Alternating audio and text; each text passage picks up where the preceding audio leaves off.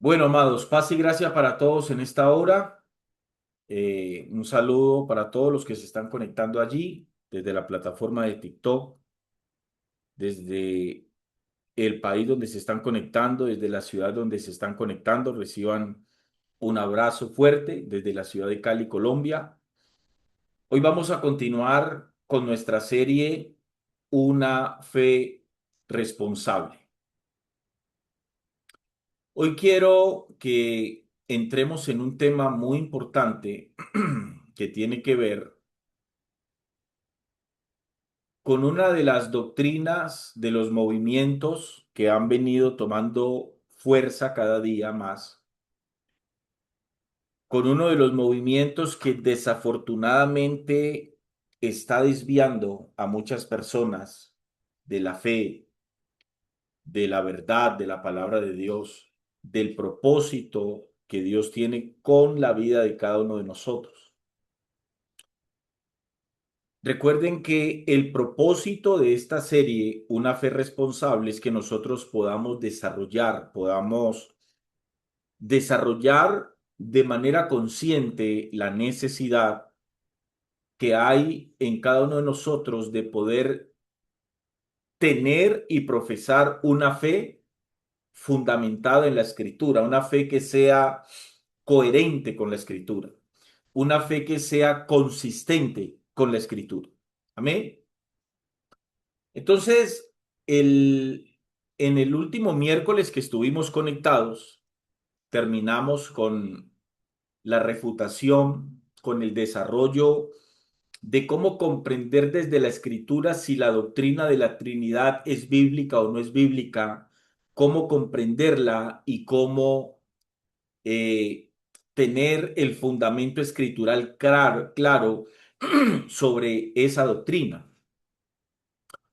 Ese análisis que hicimos sobre ese asunto nos permitió desarrollar cómo podíamos nosotros refutar al pentecostalismo unicitario.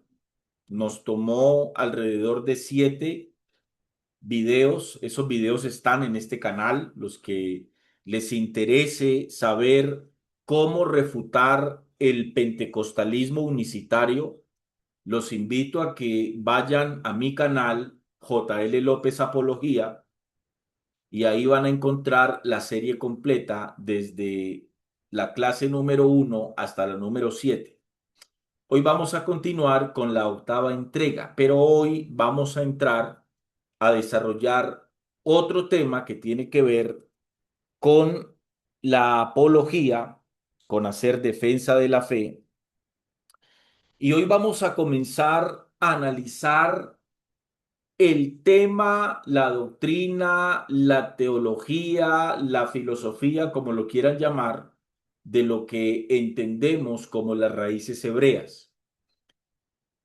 Es triste, amados hermanos, darnos cuenta que este movimiento de las raíces hebreas ha logrado desubicar, ha logrado descontextualizar a muchos hombres y mujeres que por años estuvieron de este lado, pero que por falta de una fe fundamentada, de una fe estructurada en la palabra de Dios, pues terminan siendo, como dice la escritura, como hombres y mujeres que están allí, que se dejan desviar por cualquier viento de doctrina, ¿no?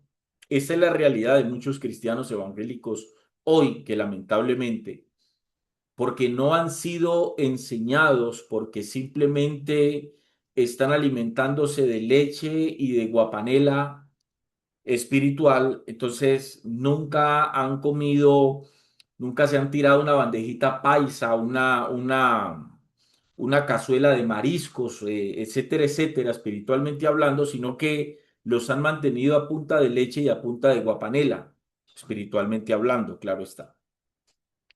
Entonces, hoy quiero comenzar y nos vamos a introducir a este tema de las raíces hebreas, ¿sí?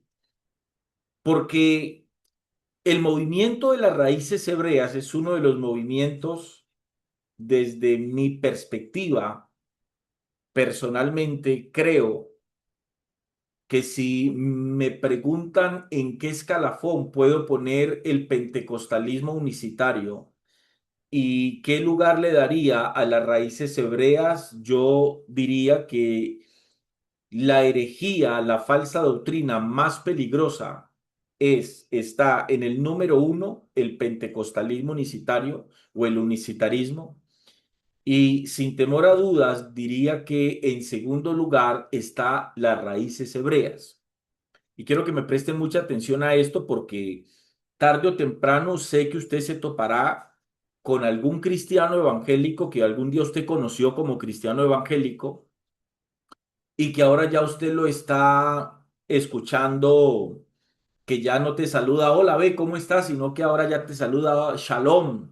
Ahora ya no pronuncia Jesús, sino que ahora ya pronuncia Yeshua HaMashiach y te dice a ti que no debes de pronunciar el nombre Jesús, sino que debes decir Yeshua HaMashiach, ¿no? Y etcétera, etcétera. Y te van a empezar a cuestionar de que por qué no cumplís con las fiestas judías, que por qué no guardas el Shabbat, etcétera, etcétera, etcétera. Si no te has topado con algún conocido o quizás familiar, amigo, qué sé yo, que algún día conociste en el cristianismo evangélico y que ahora se encuentra en esa posición, te puedo asegurar que tarde o temprano te lo vas a topar. Y cuando ese momento llegue, vas a tener que tener claro cuál es el fundamento bíblico que refuta esa mala doctrina. Y si no tenés el fundamento bíblico, lo más posible es que esa persona, si está bien fundamentada, ¿no? Si está bien fundamentada y de hecho la mayoría de los hombres y mujeres que hoy profesan las raíces hebreas están bien fundamentados, porque les puedo asegurar que son personas que no se congregan simplemente a cantar una canción, a escuchar una enseñanza bíblica descontextualizada o una enseñanza bíblica superficial, sino que esa gente sí se reúne, ojo, esa gente sí se reúne a hacer un estudio bíblico de su propia doctrina. Ese creo yo, eso es uno de los grandes problemas, y yo les he hablado de eso. Ese es uno de los grandes problemas que tiene hoy el cristianismo evangélico, ¿sí? Porque hoy la gente se congrega no a estudiar la palabra de Dios, se congregan a otras cosas. Entonces, si yo le quito el interés, le quito el valor a mí congregar con respecto al estudio de la palabra de Dios, pues yo voy a convertir mi congregar en simplemente una reunión con otras personas que creen y profesan lo que yo profeso, pero que a la larga yo no voy a terminar creciendo espiritualmente en el conocimiento de la verdad. Entonces, cuando yo me levanto y profeso ese tipo de cristianismo que no tiene un fundamento bíblico, en cuanto a la fe que yo estoy profesando, créanme que cualquier persona bien fundamentada en su propia doctrina me puede a mí hacer desviar de la verdad. Por eso es que la iglesia primitiva se reunía, dice la palabra de Dios en el libro de los Hechos 2:42. Dice el texto que ellos permanecían en la doctrina de los apóstoles. Eso es fundamental poder entender esto, amados hermanos. Bien, quiero comenzar con uno de los errores fundamentales que tiene esta doctrina, esta enseñanza de las raíces hebreas.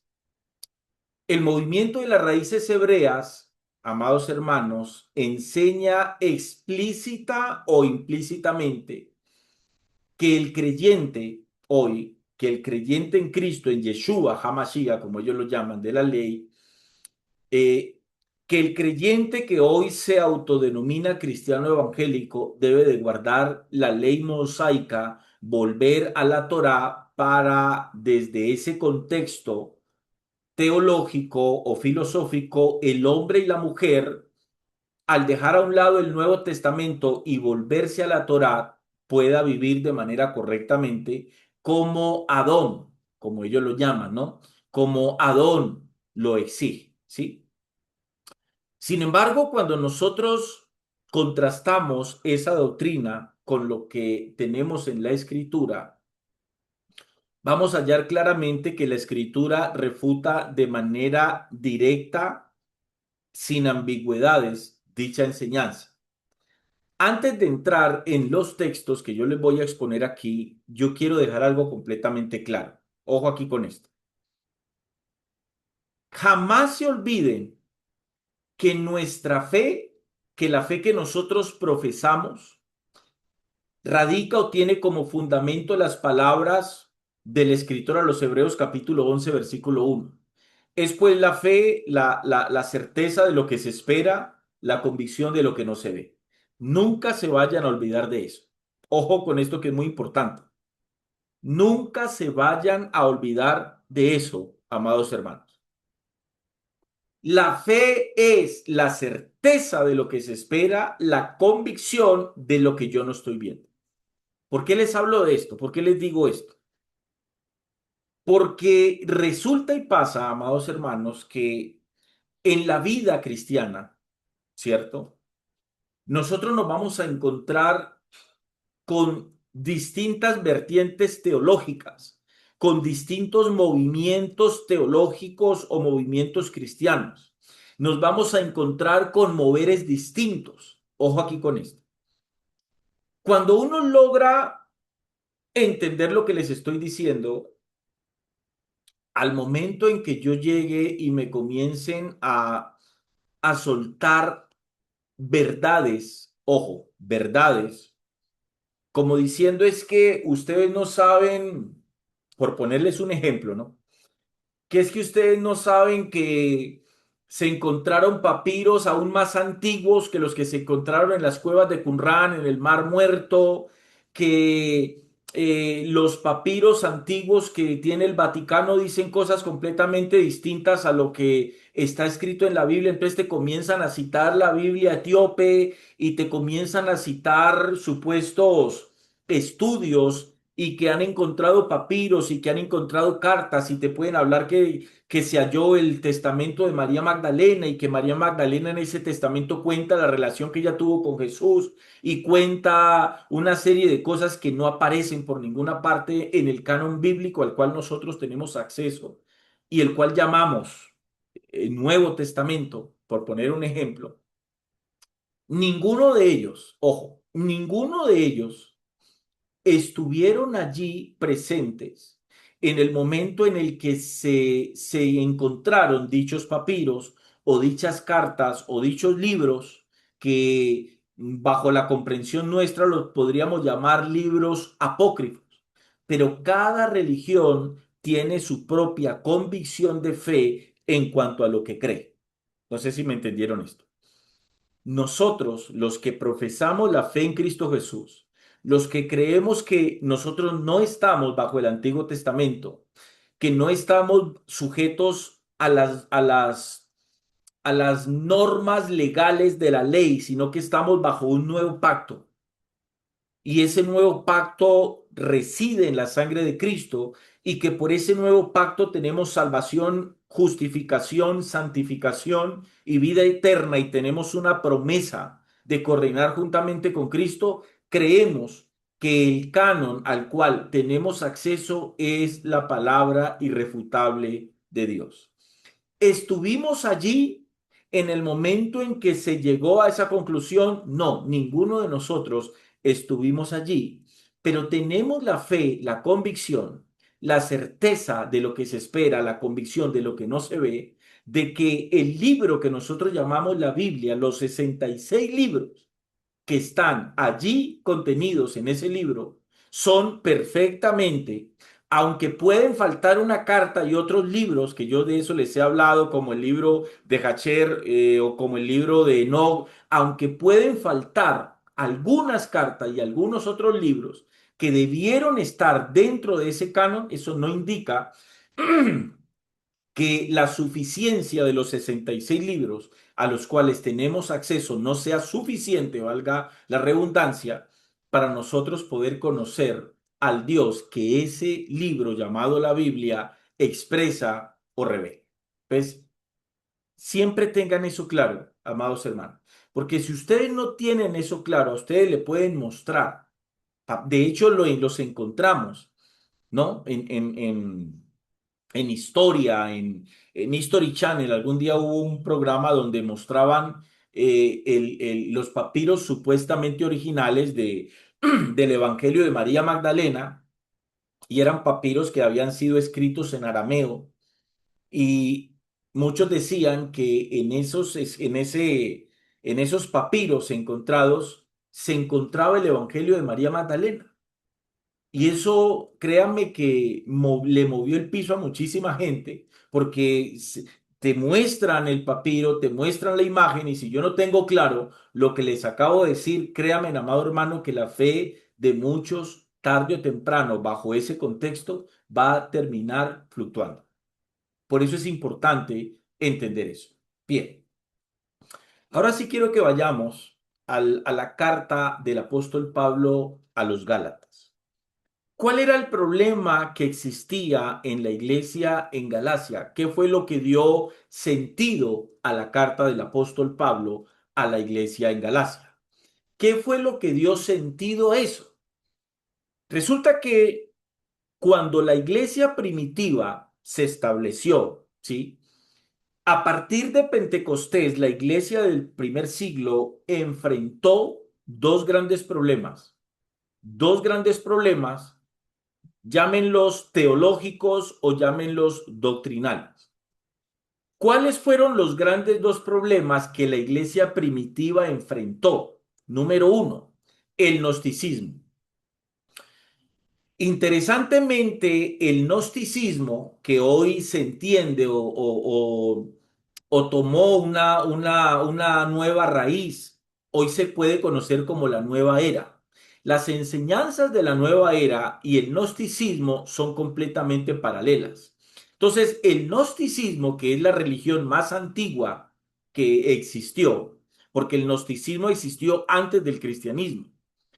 Los dos problemas que la iglesia primitiva enfrentó fue que el misticismo quiso infiltrar la iglesia, y número dos, el judaísmo quiso infiltrar la iglesia primitiva. Remitámonos a la carta del apóstol Pablo, Gálatas capítulo 3 del verso 24 al 25. Gálatas capítulo 3 del versículo 24 al 25. Dice el apóstol Pablo allí con respecto a la ley. Pablo habla desde el versículo 19. La carta del apóstol Pablo es una refutación, es una exhortación a la iglesia en Galacia para que la iglesia no cayera, no le prestara oído a los judaizantes. Exactamente lo que está pasando hoy. ¿Sí? La doctrina de las raíces hebreas hoy equivale a los judaizantes del tiempo de la iglesia en Galacia. Entonces Pablo, desde el versículo 19, comienza a hablar cuál era el propósito de la ley. El punto al cual quiero hacer énfasis está a partir del versículo 23 y 24. Leo en el nombre del Padre, del Hijo y con la dirección del Espíritu Santo. Dice así, pongan cuidado a esto. Pero antes que viniese la fe, dice el apóstol Pablo, estábamos confinados bajo la ley. Estábamos confinados, dice Pablo, estábamos sujetos, estábamos subyugados bajo la ley. Dice, encerrados para aquella fe que iba a ser revelada, dice el apóstol Pablo. Encerrados para aquella fe que iba a ser revelada. Ahora sí, pongan cuidado lo que dice el versículo 24. De manera que la ley ha sido nuestro ayo para llevarnos a Cristo a fin de que fuésemos justificados, dice el apóstol Pablo allí, por la fe. Ojo aquí con esto. Pablo, este texto es un texto muy claro. Pablo está hablando de lo que es la ley. Pablo expresa para qué fue la ley. Pablo expresa allí cuál fue el sentido de la ley, y Pablo llama a la ley un ayo. ¿Qué es un ayo? Un ayo, en el tiempo en el que Pablo escribe esta carta, equivale a lo que nosotros llamamos hoy como una niñera o una nodriza, una mujer o alguien que tiene cuidado de un bebé, ¿sí? Alguien que tiene cuidado de un bebé, de un bebé recién nacido, de un niño de brazos. Entonces Pablo llama a la ley, utiliza esa analogía de un ayo y lo lleva a la ley. Entonces, Pablo pone como una tipología un ayo, alguien que tiene cuidado de un bebé, que guía a un bebé, que ayuda, está ahí al pendiente de las necesidades, del crecimiento de un bebé. Esa es la analogía que Pablo utiliza para hacer referencia a la ley. Entonces Pablo dice, de manera que la ley, versículo 24, ha sido nuestro ayo para llevarnos a Cristo a fin de que fuésemos, dice el apóstol Pablo allí, justificados por él. Bien, el peligro del apóstol Pablo cuando habla acerca de esto es claro. Volver a la ley, dice el apóstol Pablo. Lo que Pablo quiere decirle a la iglesia en Galacia con ese texto, amados hermanos, es claro. Pablo habla allí del peligro de volver a la ley y de alguna manera dice que volver a la ley es retroceder, hacer un retroceso espiritual porque la iglesia de Galacia en ese contexto no tenía absolutamente nada que ver con la ley, pero algunos judaizantes habían entrado a la iglesia y les estaban enseñando a los hermanos de la iglesia en Galacia la necesidad de circuncidarse para poder verdaderamente alcanzar la justicia y la santidad en Cristo Jesús. Esa era una enseñanza que ninguno de los apóstoles se las había compartido. ¿Sí? Entonces Pablo considera de manera clara que volverse a la ley, ¿sí? Considera esto no como una mejora, sino como una desviación. Pablo dice, la ley simplemente fue mi ayo, fue la que me guió al conocimiento de Cristo. En la carta del mismo apóstol Pablo a los romanos, Pablo enseña cómo conoce lo que es la avaricia, lo que es la codicia a través de la ley. Pablo explica que él conoce el pecado, entiende lo que es pecado a través de la ley. Por eso es que Pablo utiliza la analogía de un ayo cuando dice la ley es ese ayo que me llevó, que me guió a mí al conocimiento de Cristo. ¿Sí? El movimiento de las raíces hebreas reproduce, amados hermanos, el mismo problema que le tocó enfrentar a la iglesia en Galacia, ¿sí? ¿Cuál fue el problema? Los judaizantes. ¿Qué quiere hacer las raíces hebreas en el cristianismo contemporáneo? Judaizar la iglesia. Y ya creo yo que todos nosotros entendemos quién es el que está verdaderamente detrás de esto, ¿sí? Entonces, ¿qué enseñaban los judaizantes? Los judaizantes enseñaban que ellos tenían que la iglesia primitiva, que los gentiles que hacían parte de la iglesia primitiva, tengan en cuenta que la iglesia primitiva estaba conformada tanto por judíos como por gentiles, ¿sí? Entonces, los judíos que hacían parte de la iglesia primitiva ya estaban circuncidados, pero los gentiles, hombres y mujeres de otras naciones que hacían parte de la iglesia, por no ser judíos, obviamente, hablando de los hombres, no habían sido circuncidados, ¿sí? Y tampoco guardaban la ley. Entonces, los judaizantes querían que la iglesia primitiva, los hombres, se circuncidaran como lo hacían los judíos. Ahora bien, Pablo ataca eso en Gálatas capítulo 5. Vamos allí, por favor. Gálatas capítulo 5. Leamos desde el versículo 1. Ojo aquí. Gálatas capítulo 5 a partir del verso 1, mire cómo Pablo refuta esa posición. Dice Pablo, estad pues firmes en la libertad con que Cristo nos hizo libres. ¿Por qué Pablo habla de libertad allí?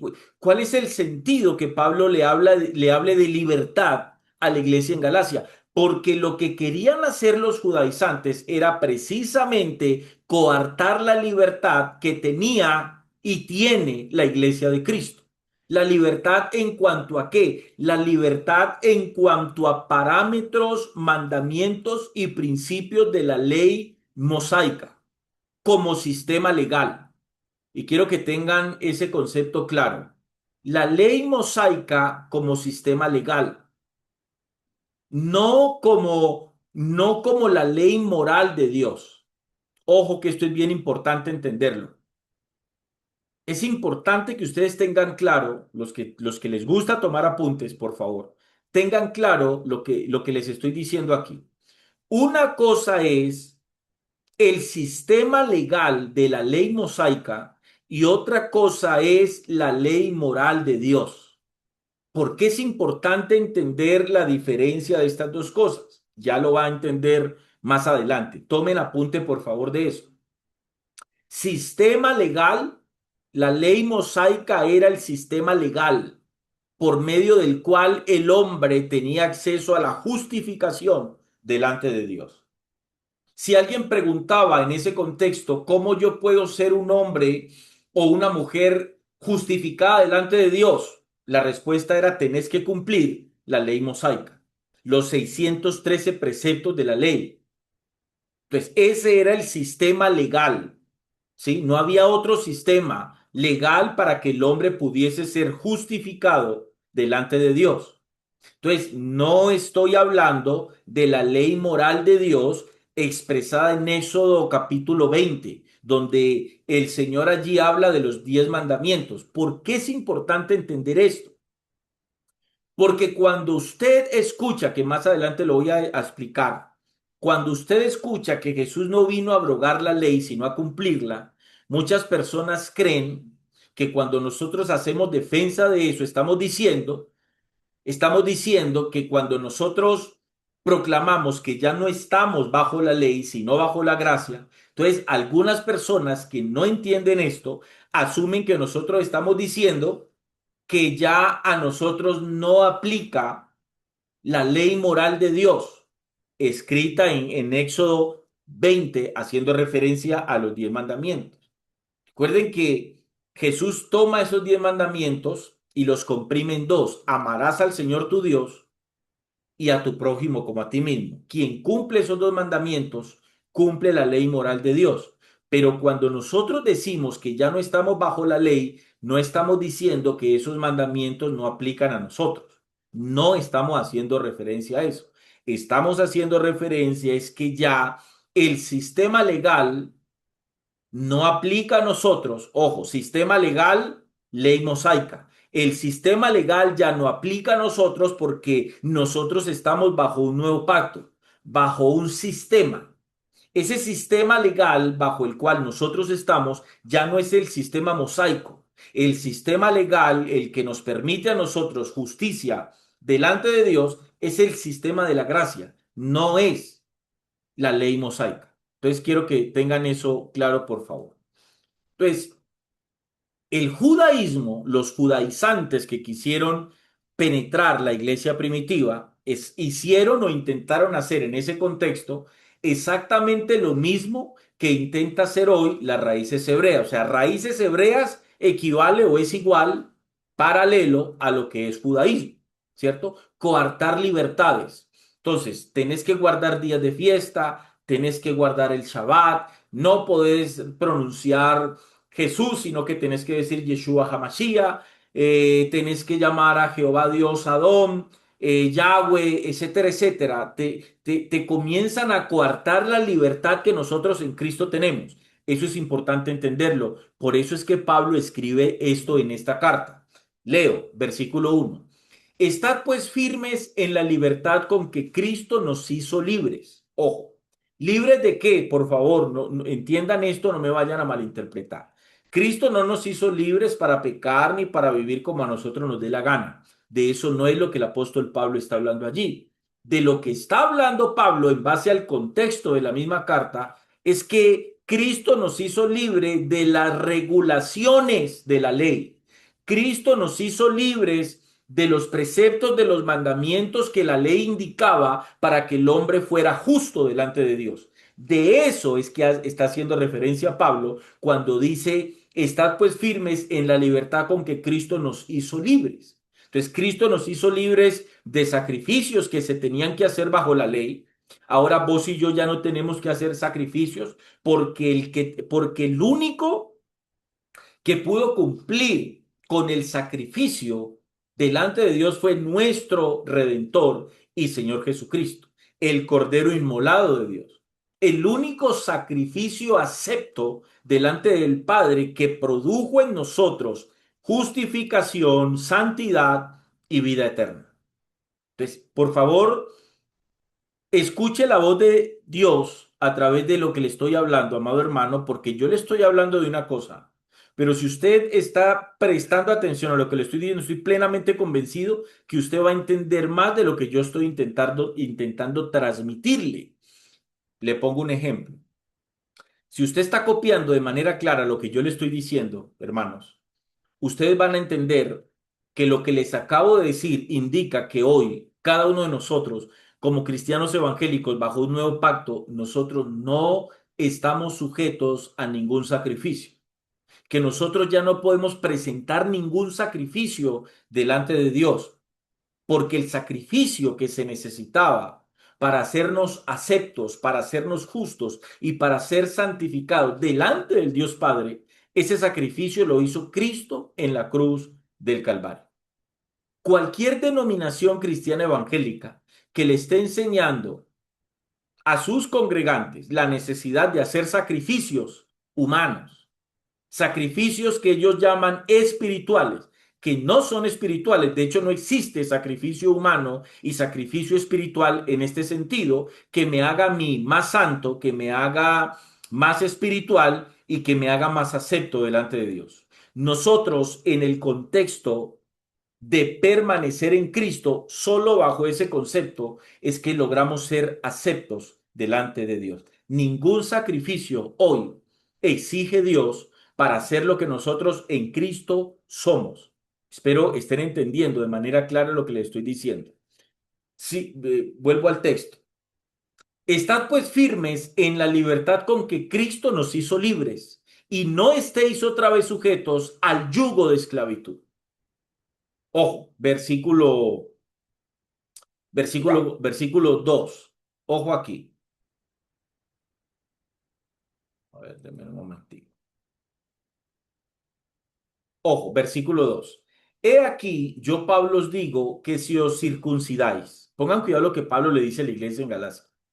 He aquí, yo Pablo os digo que si ustedes se circuncidan, de nada os aprovechará Cristo. De nada les va a aprovechar Cristo. ¿Por qué Pablo les dice eso a la iglesia en Galacia? ¿Qué equivalía o sí, qué equivalía que ellos en ese contexto se circuncidaran? ¿Eso qué significaba? Eso significaba que si el miembro de la iglesia en ese contexto decidía aceptar, prestar oído a lo que los judaizantes querían hacer, y decidía el varón circuncidarse. ¿Qué significaba eso? Eso significaba que ese varón estaba expresando a través de su circuncisión que a él la gracia no le servía, que él tenía que hacer esa obra física, ¿sí? Ese sacrificio físico, ese circuncidar físico y literal para poder alcanzar la justificación como lo exigía la ley mosaica, ¿sí? Como lo exigía el sistema legal que era la ley mosaica. Entonces Pablo les dice, si ustedes se circuncidan, entonces de nada les va a aprovechar Cristo. ¿Por qué? Porque, ¿qué es lo que Pablo les intenta decir? Ustedes están intentando buscar justificación por medio de una obra cuando ustedes realmente ya fueron justificados por la obra y el sacrificio de Cristo en la cruz del Calvario. Eso es lo que Pablo les está diciendo. Si ustedes se circuncidan, el sacrificio de Cristo en la cruz del Calvario, que ya había hecho un efecto en ustedes, no va a servir absolutamente de nada. De alguna manera era un desprecio al sacrificio de Cristo. ¿Están entendiendo lo que les estoy diciendo? Cualquier sacrificio que hoy un cristiano evangélico haga para pretender ser más espiritual, para pretender tener más justicia, para pretender ser más santo delante de Dios, es una clara afrenta al sacrificio de nuestro Señor Jesucristo en la cruz del Calvario. Versículo 3. Y otra vez, dice Pablo, testifico a todo hombre que se circuncida. Ojo, otra vez les digo, dice Pablo, parafraseando. Perdónenme, iglesia, que sea cansón, pero otra vez lo digo, no me voy a cansar de decir esto. Cualquier hombre que decide circuncidarse, dice el apóstol Pablo allí, cualquier hombre que decide circuncidarse porque cree que tiene que hacerlo para alcanzar la justificación por medio de la ley mosaica, por medio del sistema legal, entonces yo tengo que decirle a ese hombre que si se va a circuncidar, entonces está obligado a guardar los 613 preceptos de la ley para poder intentar justificarse. Porque no me va a tomar, estoy parafraseando, ¿no? No me va a tomar de la ley solo la circuncisión para alcanzar la justificación. No, el que quiera pretender alcanzar la justificación por medio de un acto, de un mandamiento, de un precepto de la ley legal mosaica, tiene que cumplirla toda. Eso es lo que Pablo está diciendo allí. Que está obligado a guardar toda la ley. Ahí es donde viene Pablo en el versículo 4 y les dice, de Cristo os desligasteis. Ojo, yo no me puedo desligar de alguien al cual no estaba ligado, ¿no? Gramática simple.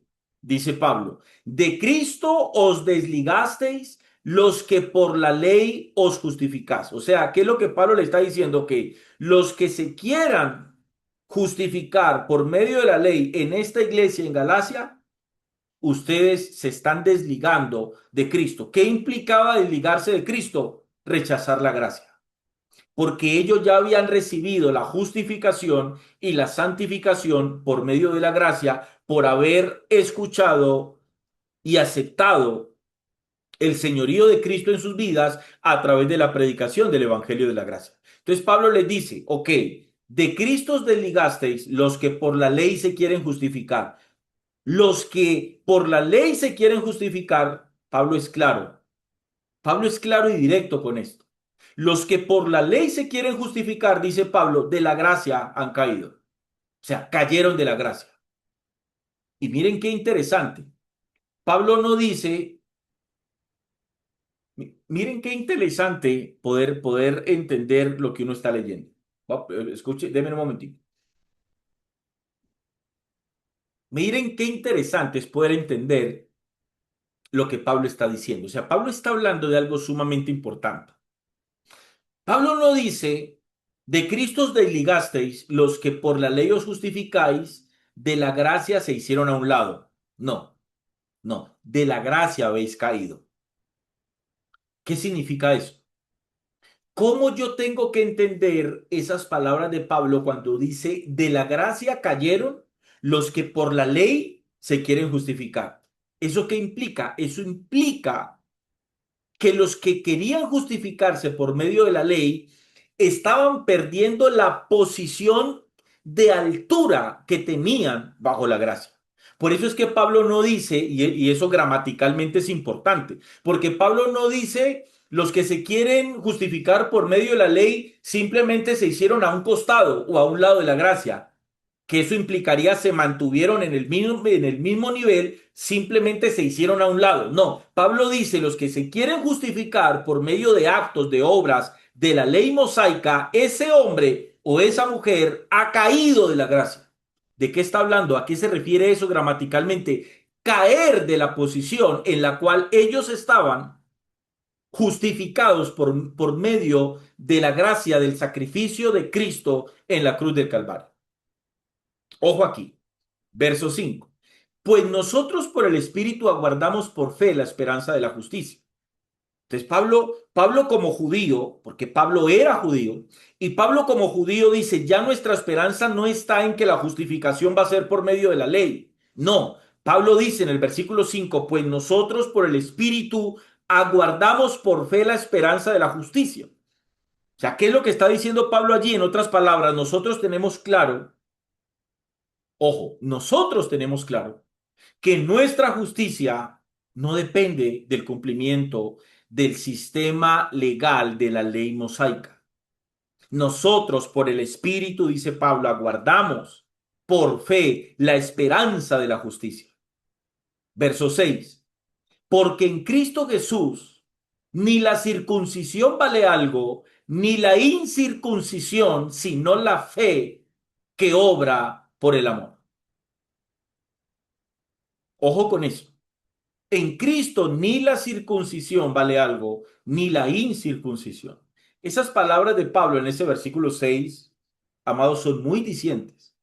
Cuando uno va entendiendo lo que va leyendo, claramente mi fe se va fortaleciendo para que al momento en que yo me encuentre con uno de estos personajes de las raíces hebreas que me digan que yo tengo que volver a la ley, que yo tengo que volver a la Torá, que yo tengo que dejar de leer el Nuevo Testamento y no que tengo que remitir mi lectura solamente a la Torá, para aprender los mandamientos de Dios, para aprender la ley de Dios, para aprender cuáles son las fiestas que Dios le entregó al pueblo de Israel y a los judíos, para yo poderlas cumplir, para poder vivir de manera correcta. Si yo no tengo la claridad de lo que yo estoy leyendo en este texto, mi fe puede fluctuar en cualquier momento. Entonces, Pablo está siendo tajante y está siendo claro con lo que está diciendo aquí. La justificación del hombre y de la mujer que está en Cristo no depende de la ley mosaica, no depende del antiguo pacto. El hombre y la mujer que está en Cristo está bajo un pacto, bajo un sistema completamente distinto al sistema legal que estaba representado en la ley mosaica.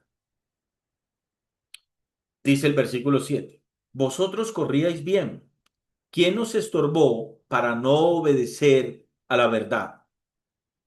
Esa pregunta que Pablo le hace a la iglesia en Galacia es la pregunta que ustedes se tienen que hacer hoy. Vosotros corríais bien, o sea, ustedes estaban viviendo correctamente, ustedes se estaban manifestando de manera correcta. Ustedes tenían claro lo que nosotros les habíamos enseñado. ¿Quién nos estorbó para no obedecer a la verdad?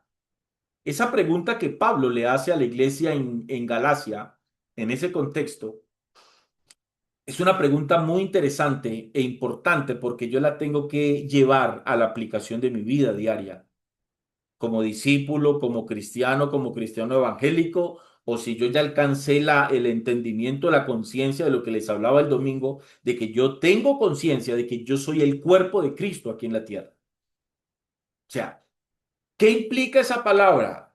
¿Por qué la tengo que aplicar? ¿Por qué la tengo que tener en cuenta hoy en mi vida? Porque Pablo dice, ¿quién nos estorbó para que ustedes dejaran de obedecer a la verdad? Pastor, no entiendo lo que me estás diciendo. Lo que intento decirte con lo que te estoy diciendo es que el hecho de que vos hoy estés obedeciendo a la verdad, hoy, ojo, el hecho de que vos y yo estemos hoy en la verdad no es garantía para creer que hasta el último día de nuestra vida vamos a permanecer en esa verdad, a menos que fundamentemos esa verdad en nuestra vida. O sea, ¿eso qué quiere decir? Que Pablo les pregunta, ustedes antes creían a la verdad, ¿qué pasó? Que ahora se dejaron enredar y ahora están creyendo, ahora ustedes tienen como convicción una mentira, cuando antes tenían como convicción una verdad. ¿Están entendiendo la importancia y la necesidad de fundamentar a través del estudio bíblico mi fe? Ok, continúo. Uno de los problemas, de los tantos problemas que tienen las raíces hebreas, es la mezcla, ¿sí?, que ellos hacen de los dos pactos. Resulta que la Biblia nos muestra, nos revela, nos expresa a nosotros que el antiguo pacto estaba basado en la ley mosaica, repito, en el sistema legal. Ojo, tengan ese concepto que es importante. Cuando ustedes hablen de la ley mosaica, entiendan que la ley mosaica era el sistema legal que le podía ofrecer al hombre o a la mujer justificación y santidad. La ley mosaica era el sistema legal. Pero ellos mezclan las dos. Y aquí es donde, no, más adelantico se los explico. El sistema legal bajo el Antiguo Testamento es lo que se conoce hoy teológicamente como el Antiguo Pacto, ¿sí? Pero el Nuevo Pacto está basado en la gracia y en el Espíritu, no en el sistema legal mosaico. Por eso Pablo escribe, cuando Pablo escribe a la carta, cuando Pablo escribe a la iglesia en Roma, en la carta a los Romanos, capítulo 6, versículo 14, Romanos 6, versículo 14, Pablo dice allí, porque el pecado no se enseñoreará de vosotros, pues no estáis bajo la ley, sino bajo la gracia. ¿Sí? ¿Qué es lo que Pablo está diciendo allí? ¿Qué es lo que Pablo dijo allí? ¿Qué es lo que Pablo expresó allí? Lo que Pablo dijo allí, en otras palabras, es que el creyente no está bajo el sistema legal mosaico, sino bajo la dirección interna del Espíritu Santo. O sea, ¿eso qué significa? Que regresar a los mandamientos ceremoniales del antiguo pacto era en ese contexto y es hoy en el contexto nuestro desconocer la transición de pactos. Es desconocer que el pacto que Dios había hecho con su pueblo Israel, y a eso hay que sumarle, ojo, a eso hay que sumarle que el pacto que Dios hizo con Israel, el pacto que Dios hizo fue con Israel.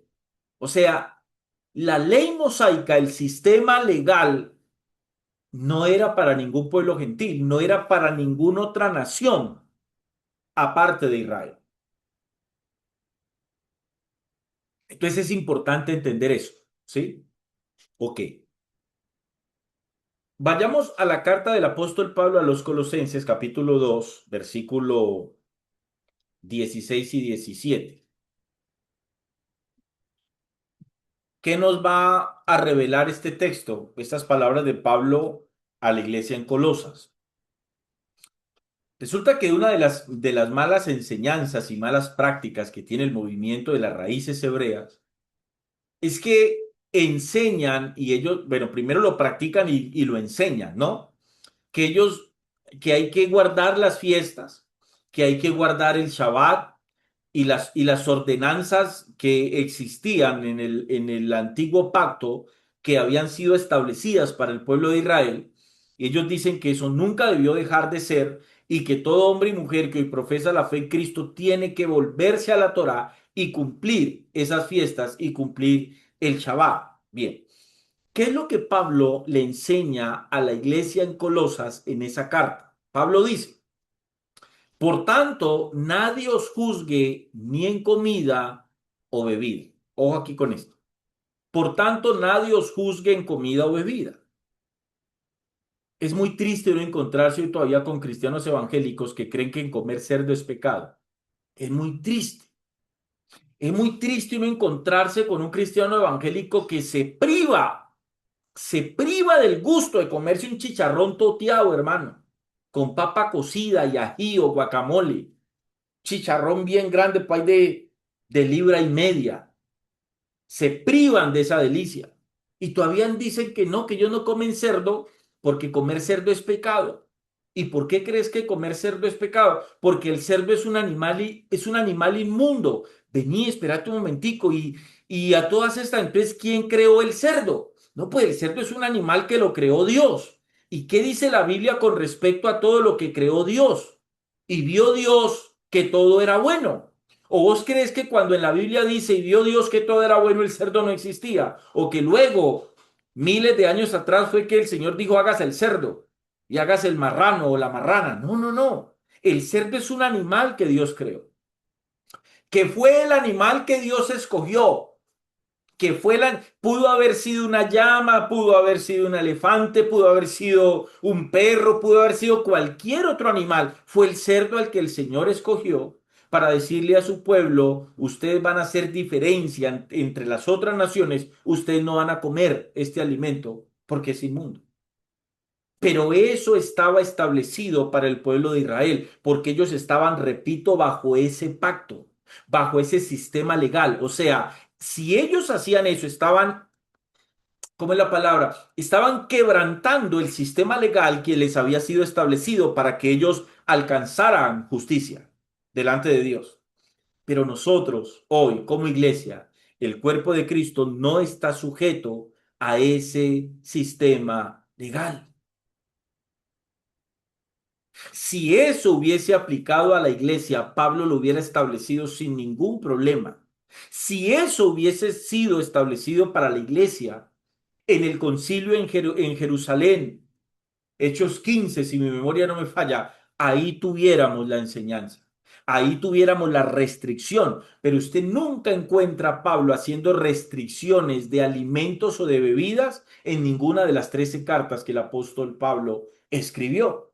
Todo lo contrario, Pablo escribe en esta carta y dice, por tanto nadie os juzgue en comida o bebida o en cuanto a días de fiesta, luna nueva o días de reposo. ¿Qué es lo que Pablo está diciendo allí? A ustedes nadie los tiene que obligar, nadie los tiene que señalar por esos días, si los guardan o no los guardan, si comen o no comen, si beben o no comen. Quizás alguien de la iglesia en Colosas preguntó, Pablo, ¿y por qué nadie nos puede juzgar por eso? Pablo dice, Pablo responde a esa pregunta, estoy parafraseando, ¿no? Si alguien se hubiese parado y le hubiera hecho esa pregunta a Pablo, bueno, obviamente, esto es una carta, no es que Pablo estaba allí. Pablo escribe esta carta y la envía a la iglesia en Colosense, pero yo estoy haciendo una figura para que usted se meta en la escena. Suponiendo que Pablo hubiese estado ahí de manera personal y Pablo les dice esto de manera personal, estando allí en Colosas, alguien se pudo haber parado y le hubiera dicho, Pablo, venga, ¿cómo así? ¿Cómo así que esto es sombra de lo que había de venir? ¿Por qué nadie nos puede juzgar en esto? Entonces Pablo responde, porque todo eso, no entiendo, Pablo, explícame. Entonces Pablo les hubiera explicado de manera detallada, miren muchachos, todos los reglamentos, las fiestas, todo lo que se estableció bajo el antiguo pacto, todo eso era simplemente sombra de lo que había de venir. Eso es lo que Pablo le dice a la iglesia en Colosenses. Todo lo cual es sombra de lo que ha de venir, pero el cuerpo es Cristo.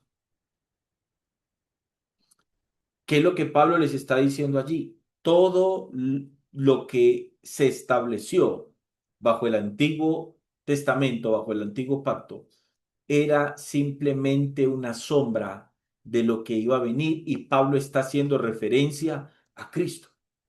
¿Sí? El movimiento de las raíces hebreas toma la sombra y la convierte en un requisito. Ojo, eso es lo que hace el movimiento de las raíces hebreas. Toma la sombra y convierte en la sombra en una ley y convierte en la sombra en un requisito y se lo quieren implementar a la iglesia de Cristo. Cuando la escritura, el texto que acabamos de leer, declara que la realidad ya llegó y la realidad en tu vida, hermano, y en la mía es Cristo. ¿Sí? Ok. Frente a eso, nosotros tenemos un problema que es uno de los problemas, digamos, más tristes que hay dentro del cristianismo. ¿A qué me refiero? La falta de conciencia, de entendimiento, de saber cuál es nuestra posición en Cristo Jesús. Ojo, ¿cuál es nuestra posición en Cristo Jesús? ¿A qué me refiero? ¿A qué me refiero? Hoy lamentablemente ustedes encuentran a muchos cristianos evangélicos intentando ser más espirituales, intentando tener más conexión directa con Dios a través de sacrificios y a través de abstenerse de cosas que no se deberían abstener, porque nadie les ha mandado a que se abstengan de esas cosas y nadie les ha mandado a que las hagan. ¿Me están entendiendo? Me explico. El movimiento de las raíces hebreas, con lo que creen y con lo que enseñan, ellos intentan fomentar una espiritualidad basada en prácticas completamente visibles. Judaísmo. Perdón, eso es judaísmo, ¿sí? Ellos intentan que el cristiano hoy, entre comillas, abra los ojos y se vuelva a la Torá para que sea más espiritual para que use términos hebreos, para que guarde calendarios, para seguir dietas, ¿sí? Y el problema, ¿sabe cuál es? Que ellos se creen más espirituales que los cristianos evangélicos, porque ellos entienden que el cumplimiento de todo esto los convierte en hombres y mujeres más espirituales que los cristianos. Pastor, ¿por qué dijiste que eso es una de las realidades más tristes dentro del cristianismo hoy? Y aquí ya no estoy hablando de raíces hebreas, aquí ya estoy hablando de cristianos evangélicos, de hombres y mujeres que profesan la fe en Cristo Jesús. ¿A qué me refiero? En muchas denominaciones cristianas evangélicas de corte pentecostal y carismático, lo hemos hablado muchas veces, vergonzosamente, tristemente, lamentablemente, le enseñan a las personas a que para ser más espirituales tienen que ayunar, que para tener más conexión con Dios tienen que ayunar, que si no están escuchando la voz de Dios a las 3 de la mañana se tienen que meter en un gran ayuno, que si quieren un mejor empleo del que tienen se tienen que someter a un ayuno, que el hermano que más ayuna, ese hermano es más espiritual. Que hermano, usted ayuna, no hermano, yo no ayuno, ¿por qué voy a tener que ayunar? Ah, entonces usted es un carnal, hermano. Usted no es un tipo, usted no es una mujer espiritual. Esas son falacias, malas enseñanzas y malas prácticas dentro del cristianismo. Hoy ustedes creen, perdón, hoy ustedes se topan con cristianos evangélicos que creen que entre más ayunen son más espirituales o que entre más aguanten, entre más pongan su estómago y su cuerpo a aguantar hambre, ellos son más espirituales y así matan la carne, y así matan esa concupiscencia de la carne. Pero eso es una falacia, eso no es escrituralmente correcto y no es escrituralmente cierto. El apóstol Pablo enseña a la iglesia en Colosenses sobre ese problema. Colosenses capítulo 2, vayan allí por favor. Colosenses capítulo 2,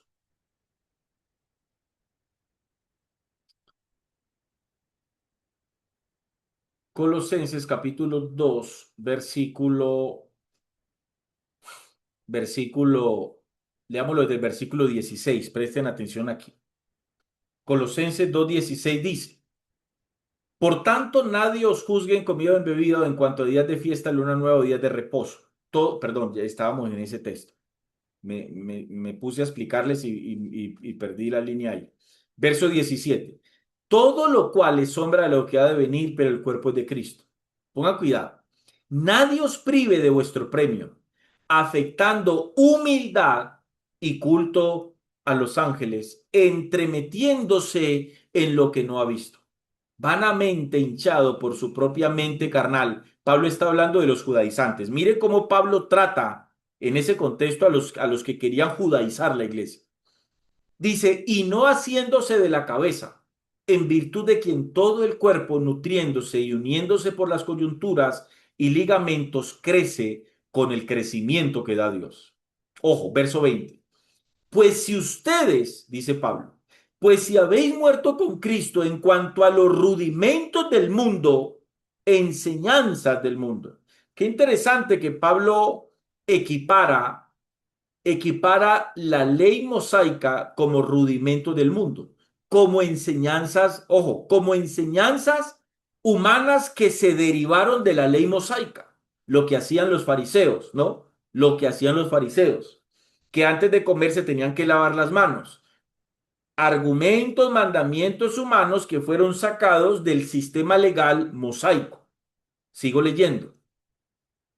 No haciéndose de la cabeza en virtud de quien todo el cuerpo nutriéndose y uniéndose por las coyunturas y ligamentos crece con el crecimiento que da Dios.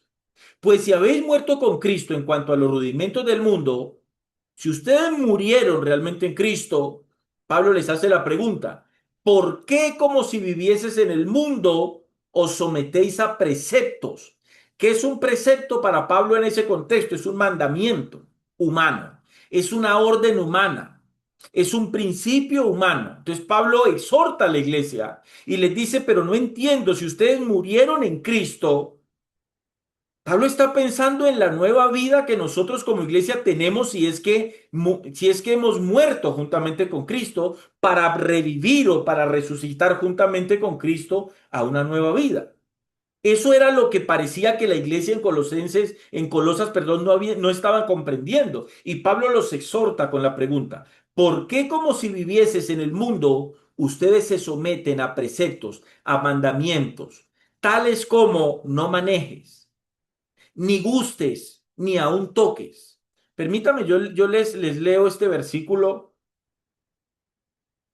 Permítame, yo les leo este versículo en otra versión, para que de pronto a algunos les quede más claro. Lo voy a leer en dos versiones.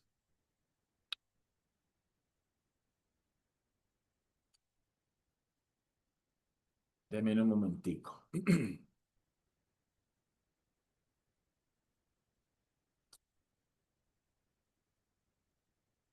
Ok, lo voy a leer en la versión Biblia lenguaje sencillo y lo voy a leer en la versión PDT. La versión de la Biblia lenguaje sencillo dice: no toquen esto. ¿Por qué ustedes se someten? Les dice Pablo. ¿Por qué ustedes se someten a preceptos tales como no coman esto? Miren lo que Pablo les está exhortando a la iglesia en Colosas. No coman esto, no prueben esto otro, no toquen aquello. ¿Por qué ustedes se someten a eso si ustedes ya murieron en Cristo? No tienen por qué someterse a eso. O sea, ustedes en Cristo tienen la libertad. Lo leo en la PDT, dice: ¿por qué ustedes se someten a preceptos tales como no coman esto, no prueben esto o lo otro, y no toquen esto? Ojo con eso, que es demasiadamente importante poder entender que lo que Pablo, repito, le está diciendo allí a la iglesia. Tales cosas, dice el apóstol Pablo, sigo leyendo, versículo 21. Tales como no manejes ni gustes ni a un toque. Estoy leyendo la versión Reina Valera 1960. Verso 22 dice: en conformidad a mandamientos y doctrinas de hombres.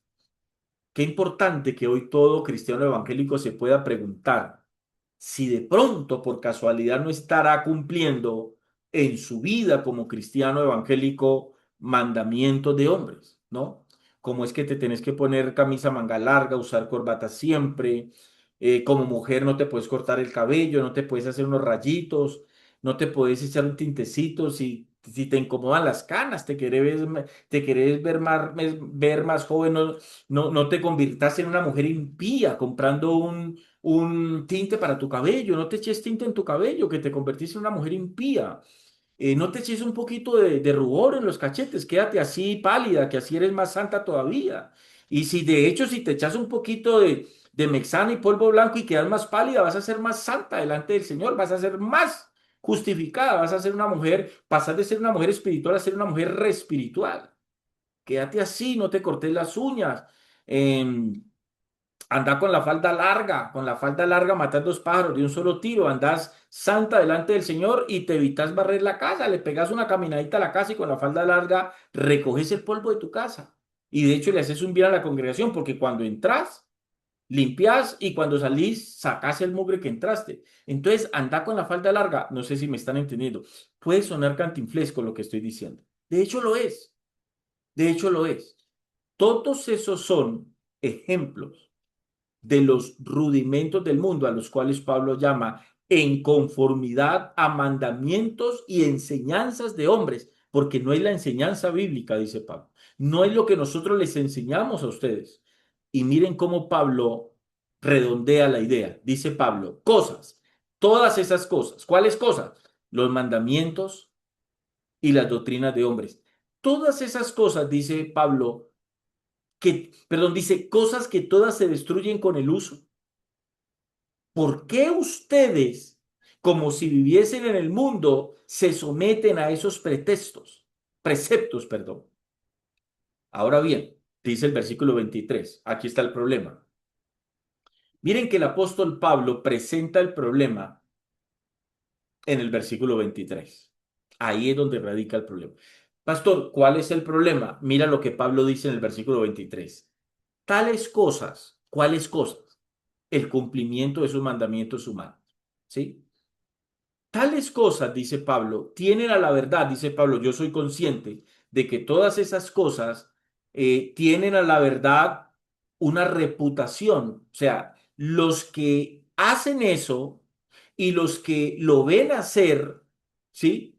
Tanto los que lo hacen como los que lo ven hacer, tienen una concepción, tienen un entendimiento que los que hacen eso o hacer eso, eh, es un acto, es una actitud, es un comportamiento de sabiduría, dice Pablo, en culto voluntario. Miren que no es un culto que Dios exige.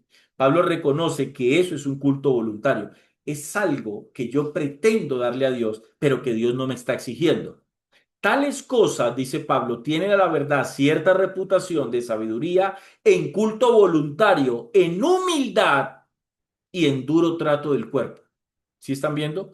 Todo duro trato del cuerpo, y ahí métale en el ayuno. Todo eso tiene una reputación de sabiduría y de espiritualidad, pero en un culto voluntario. Eso es lo que tiene que ser importante para poder entender el propósito del por qué Pablo está diciendo eso. Un culto voluntario es algo que yo le quiero presentar a Dios, ¿sí? Es algo que yo le quiero presentar a Dios. Es mi culto voluntario, es lo que yo le presento a Él, pero no es lo que Él me está exigiendo a mí. Y Pablo lo explica. Y termino aquí con esto. En humildad y en duro trato del cuerpo, pero no tienen valor alguno. Nunca se olviden de este texto. Pero no tienen valor alguno contra los apetitos de la carne. ¿Qué es lo que Pablo está diciendo allí? Pablo está diciendo allí algo muy claro. Ningún sacrificio humano, ningún acto que un hombre pueda hacer a manera de obra para pretender ser más justo y más santo delante de Dios, ninguno de esos actos tienen valor contra la carne. ¿Qué es la carne? La naturaleza caída. ¿Qué significa eso? La hermana con la falda larga sigue teniendo la naturaleza caída en ella. El hermano con la camisa manga larga, corbata, sigue teniendo la naturaleza caída en él. El que entra en ayuno 40 días y sale el ayuno, sale exactamente igual como entró, con la misma naturaleza caída en él. Nada de eso, dice el apóstol Pablo, sirve. Ok, espero, amados hermanos, que vamos entendiendo esto hasta este momento. Continuamos el próximo miércoles, si Dios nos presta la vida, con este tema de las raíces hebreas para que ustedes tengan argumentos contra esta falsa enseñanza que hoy está tomando, que por años, esto no es de hace 5 años, por años está tomando muchísima fuerza y es importante que nosotros tengamos claro este asunto. Amén. Bueno, hermanos, si a usted le bendijo en algo esta enseñanza, esta es la primera enseñanza. El próximo miércoles continuamos con la segunda parte. Pero si usted le bendijo en algo esta enseñanza, lo invito a que comparta este video. Si no se ha suscrito a este canal, suscríbase a este canal y active la campanita de notificaciones para que cada vez que en este canal subamos una enseñanza, a usted la plataforma de YouTube le pueda avisar. Un abrazo para todos, que la paz y la gracia del Señor esté con ustedes. Gracias, pastor. Gracias, pastor.